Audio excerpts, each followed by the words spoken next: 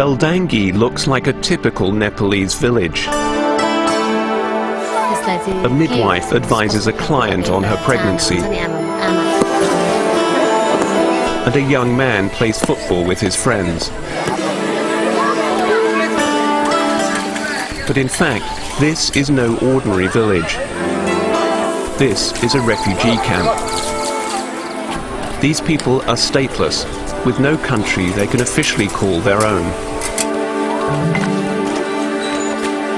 They can't even set foot beyond the boundaries of the camp without written permission. For us, the life is very limited, and we are very restricted. We are not allowed to go outside and work. It's like a life in the jail. Chandra Maya Katiwada and Prem Khadka were both born in Bhutan. But for almost 20 years, both have been blocked from returning to the land of their birth.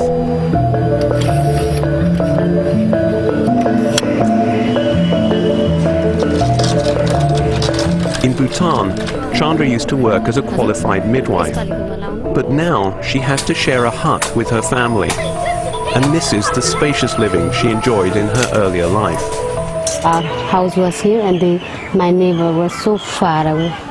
And this side also so far away. We need to shout, oh, when we call the neighbors. So it's not like here.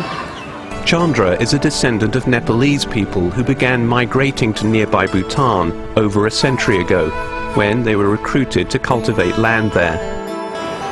By the late 1980s, a census showed that the Nepalese population, Hindu by religion, had nearly overtaken Bhutan's traditional Buddhist majority. Amid fears that Buddhist culture would be overwhelmed, the country's former ruler, King Jigme Sigme Wangchuk, imposed tough new citizenship laws on ethnic Nepalese. Their language was banned in school, and many were accused of being illegal immigrants. That's what happened to Chandra's parents. They gave us 15 days notice to vacate our houses. If we did not obey, we would be put in jail. As violence and fear spread, Chandra's parents joined a massive exodus back to Nepal. They were taking all the men and beating them. I feared that my husband would be beaten too. Chandra was completely unaware of all this. She lived many miles from her parents and had no idea they'd left. But 6 months later, she was confronted by a Bhutanese official who demanded that she leave immediately. He did like, oh, you are still here. You should have left the country already. You are still here. Nobody told you anything. I thought I was lost.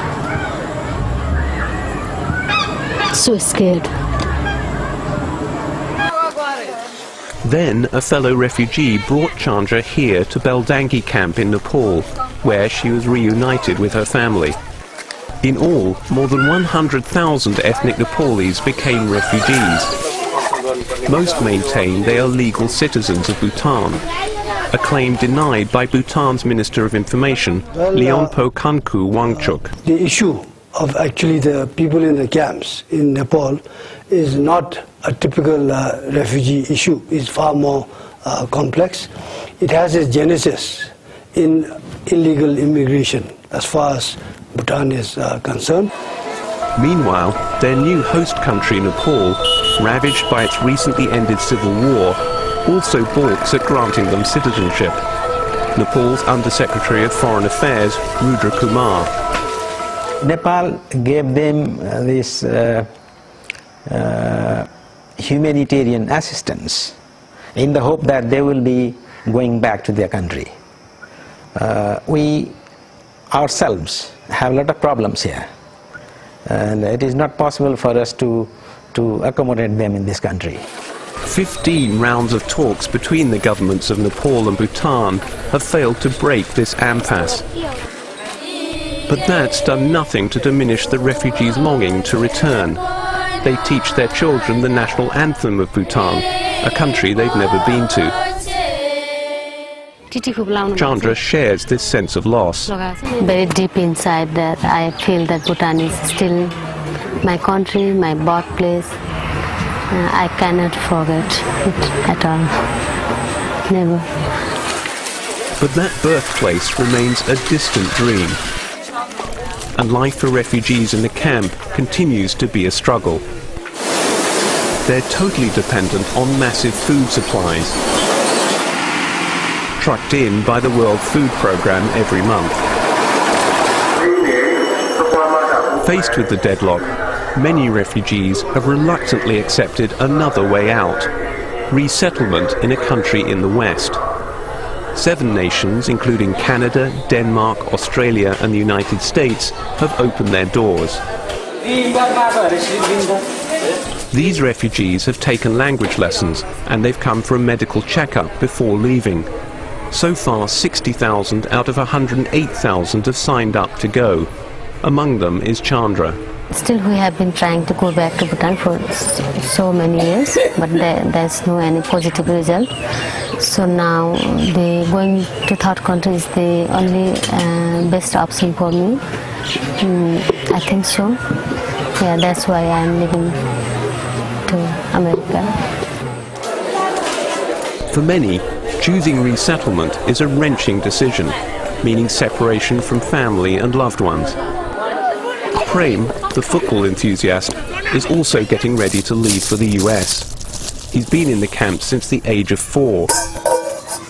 Not sure what he'll find in his new country, he's taking a bit of his past with him for protection. This is Ganesh. We didn't get any Ganesh in the US, so we are taking from Nepal. Once in the US, he hopes to create a better future by getting a job in the sports industry. I feel so much sad, but it is, what to say, right to go US also, because I want to make my future bright. I want to play football as the other people who play in America. The rest of the family says farewell to Prem and his brother Brin with a Hindu ritual to bless them on their journey. But the good wishes are interrupted by the tears of his mother. And then his sister will be staying behind with her husband. For most of his 24 years, Prem has been confined to a refugee camp. But now he's determined to explore a new life and is on his way. So far, over 10,000 have left the camps. Many thousands more refugees are set to follow him, for the promise of finding a state where they can at last become free citizens.